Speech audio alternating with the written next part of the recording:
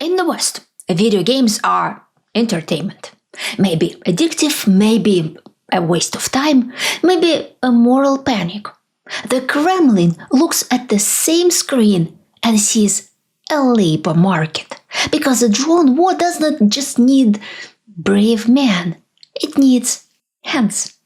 Steady hands, fast hands, hands trained to track movement in 3 dimensions, make micro corrections, and stay calm while the image shakes and flickers. That's not a poetic description, that's a gamer skill set. And once you understand that, the line between a bedroom and a battlefield starts to look terrifyingly thin. A teenager practices aim and timing for years. Then, one day, the same reflexes are used to fly through a broken window and hit a real human being. So, here is the question. How did gaming in Russia stop being play and become part of the war machine? I am Elvira Bary, a writer born in the Soviet Union, and today I'll show you how Putin's Russia is turning gaming culture into a conveyor belt, from lobbies and simulators to the front line. Here's our roadmap for today. Bedroom to battlefield. How gamer reflexes became battlefield currency. War games. How the Kremlin builds propaganda into its own games. The global draft. How recruiters go hunting in gaming spaces abroad. The Cute Façade. How children are pushed from games toward drone work. The Soviet upgrade. Why this is an old imperial habit with a new interface. If you want to keep this channel independent, you can support it through Think Tank membership, PayPal, Super Thanks or Hype Points. And if you are listening on Spotify, hit follow so the next episode lands in your feed. Now, let's start with the new job market this war created, where your KD ratio quietly turns into resume material. Bedroom to battlefield. A drone war creates a very strange labor market. Russia no longer relies only on the old military virtues: discipline, courage, endurance, and obedience. Now it also needs the reflexes of a good gamer, fine motor control, comfort with digital technology, and the ability to follow a fast-moving object on a screen in real time. That is why the line between a gamer's room and a trench has become so thin. What does an FPV drone pilot at the front actually do? He stares at the screen, makes tiny corrections, and reacts in a split second. He flies through a broken window, down a tree line, into a dugout. It is the same logic as a game, except the target bleeds. A teenager who spent years learning how to track movement in 3 dimensions and keep his hands steady while the image jerks and flickers is not a finished soldier. But he is no longer raw material either. He already has one of the hardest pieces. Russia understood this very quickly. War games. Once Russia understood that games could train useful reflexes, the next stop was obvious. Why wait for foreign companies to create something you could use?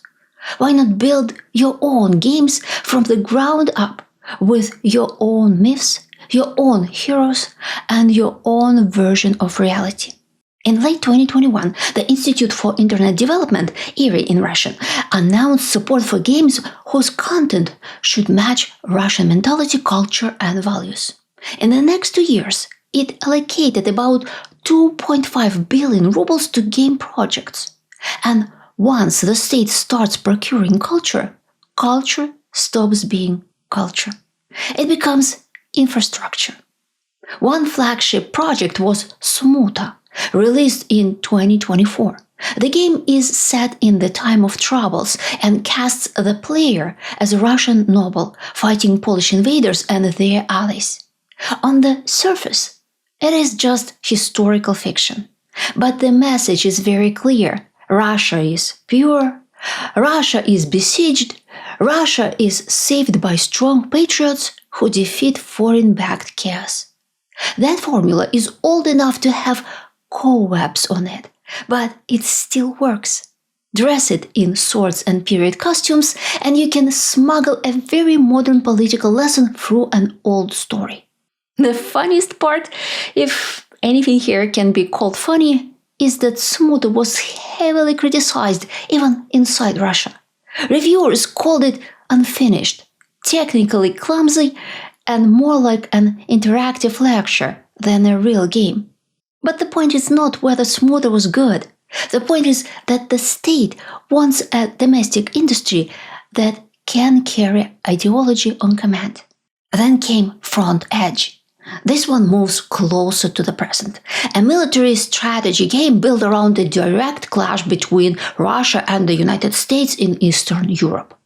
In other words, it takes the fantasy already sold on Russian television that Russia is bravely confronting the West and turns it into a playable scenario. And then there's Sparta 2035. This project launders the Wagner mercenaries through fiction. It centers on a Russian private military company operating in Africa. The story nudges the same worldview into place. Russia fights chaos, Russia has the right to intervene, Russia's armed men are not predators but guardians. By 2025, the mask dropped even further with Squad 22 Zov. This game was released on Steam in May 2025. According to its own description, it is based on the war in Ukraine and on the real experience of Russian veterans. The game's narrative repeats the standard Kremlin fantasy of liberation. Its developers consulted participants in the war, including an officer involved in the siege of Mariupol. And most tellingly, it was recommended by the Russian army as a basic infantry tactic manual for cadets and members of Yunarmia, the state youth movement that mixes ideology with military training. Many experts think Squad 22 Zov is a weak product.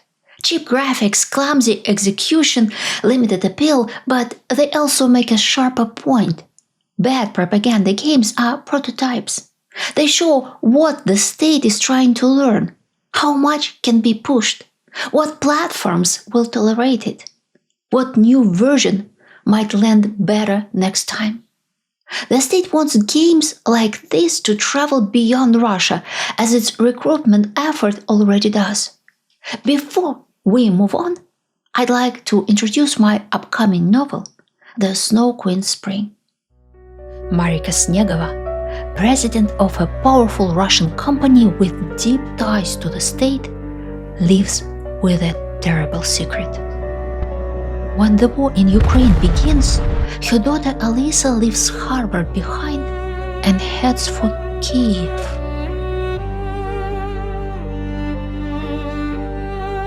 Marika's business survives on grey market deals, smuggling Western technology through a maze of sanctions. If the truth about Alisa comes out, Marika will lose everything. In Moscow, executives accused of disloyalty don't face courts. They fall from windows. When Alisa suddenly goes silent, fear turns into desperation. There's no way to find out what happened to her child. Except one. An American engineer in Kiev, her first love, Leo Bruneval. Torn apart in 1985 by the Cold War. Reunited now on opposite sides of a new one.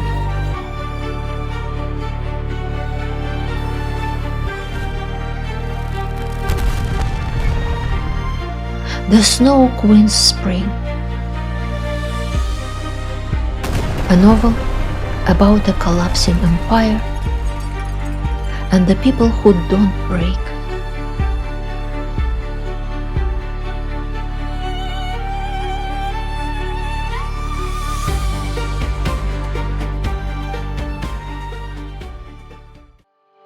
The global draft.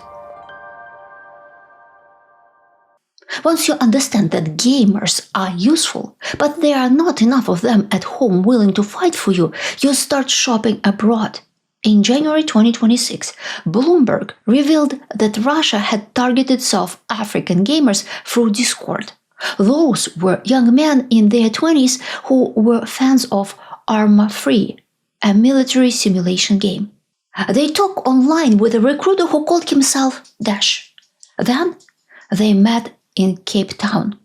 Then they went to the Russian consulate and flew through the UAE to Russia, where they signed one-year contracts with the military.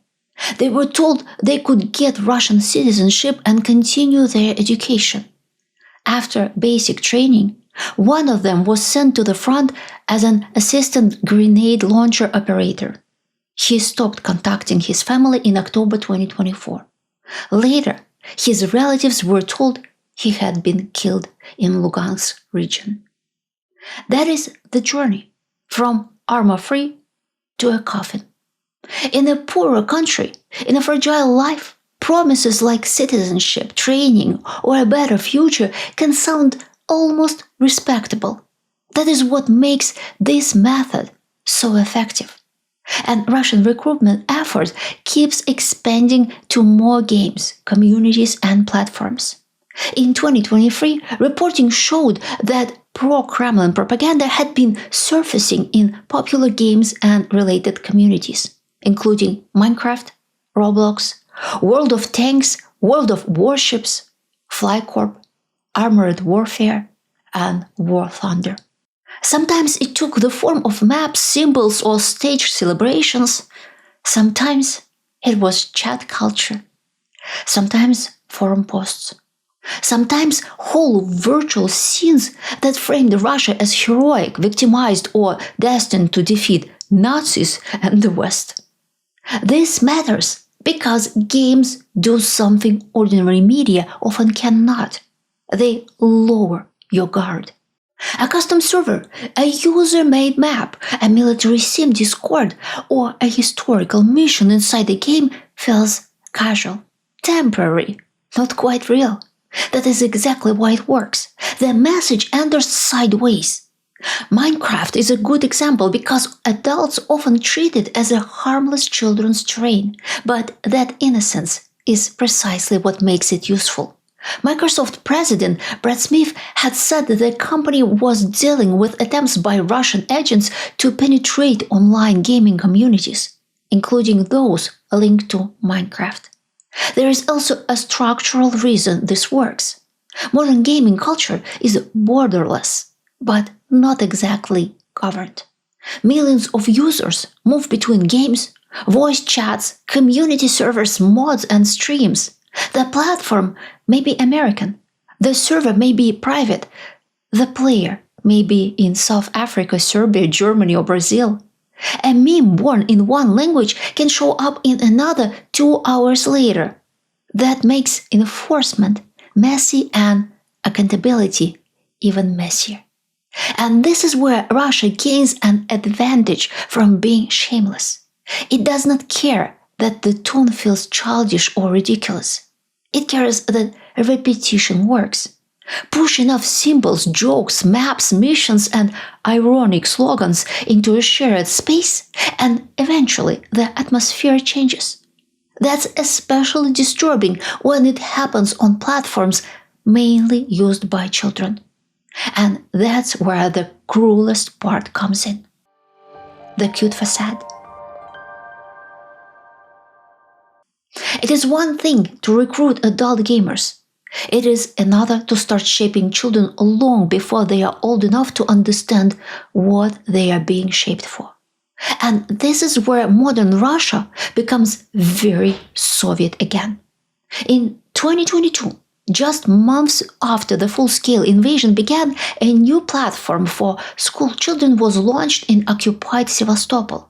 Its name was Berloga, or Bear's Den. Officially, this had nothing to do with war.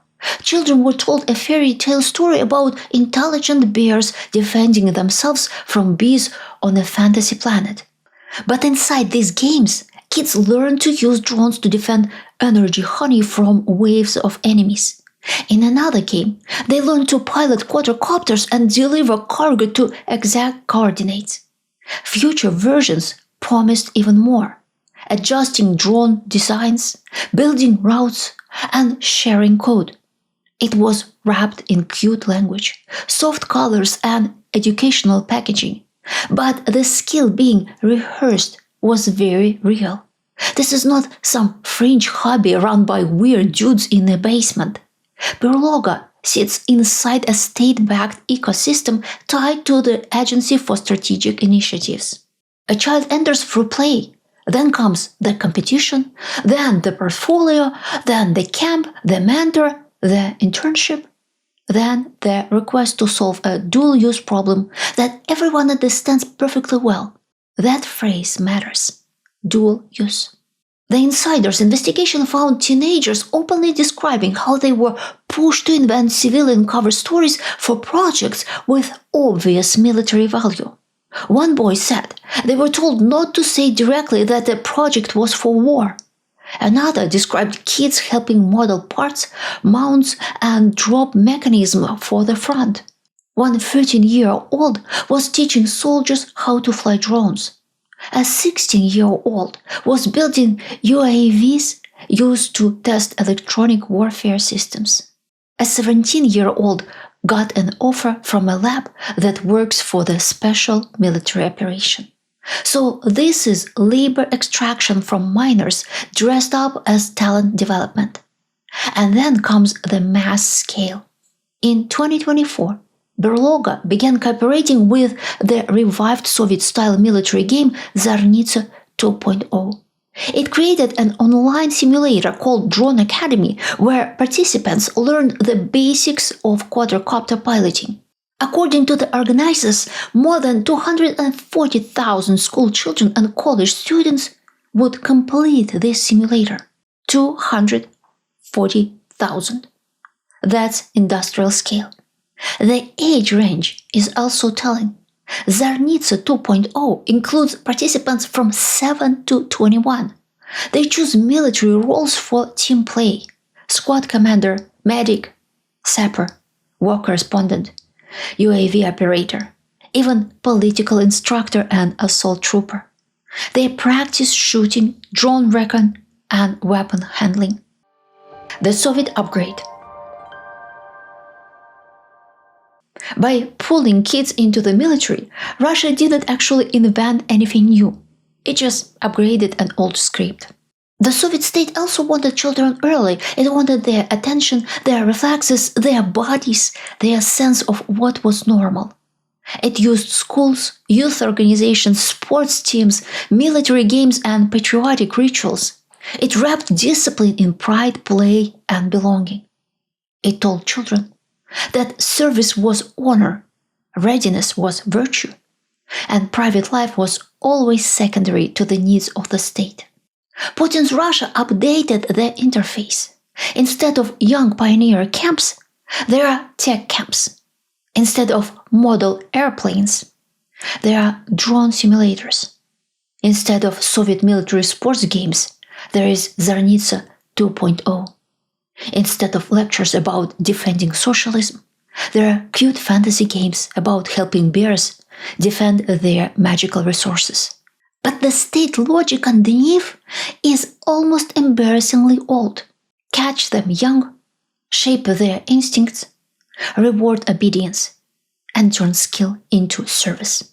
This is why I called it a conveyor belt. At one end, there is play. At the other end, there is war. And in the middle, there is a whole series of seemingly harmless transitions. A flying simulator, a patriotic event, a state-backed game, a little bonus on an exam, a little praise for being useful, a little silence around what exactly this project is for. That middle zone is where Russia does its best work. Not every child becomes a fanatic. Most do not. But the state does not need total success. It only needs enough children to buy the story and become excellent drone operators. Now, I want to ask you something personal, and I'm genuinely curious. If you had a suspicion, just an inclination, that something in the game, a Discord server or an online community did not feel right, like it was being nudged, shaped, or used as a pipeline into recruitment or militarized training, what would you do? If this video helped you see the mechanism clearly, please like and subscribe, and share it with someone who still thinks games are just games when a state gets involved.